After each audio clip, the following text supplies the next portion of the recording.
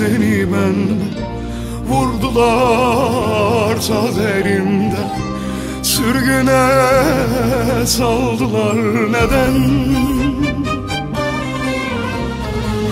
Bu şehir yasak bize, kıydılar ikimize, göz koydular sevgimize. Munzur bize ağlıyor ay ay ay, Pozat ağıt yakıyor lele. Böyle bir ayrılığa tersim isyan ediyor. Oy güle lele can güle, kadersiz baksız güle. Oy güle lele can güle, kadersiz baksız güle.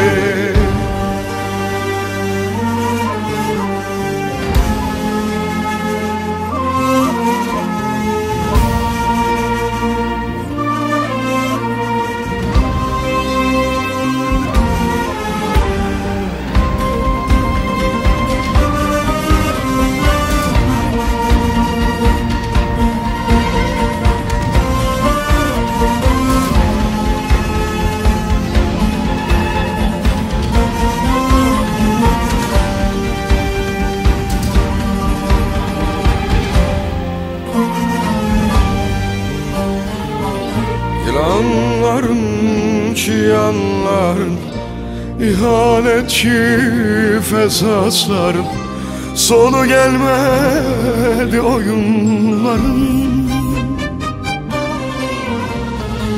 Ferman gelmiş beylerde, çare gelmiyor elde. Bize bu zulüm neden?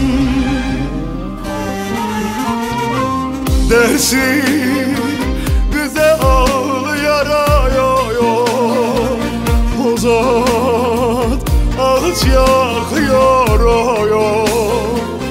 Böyle bir ayrılık Munzur isyan ediyor. Oy güle lele can güle, kadersiz baksız güle. Oy güle lele can güle, kadersiz baksız güle. Oy güle lele can güle, kadersiz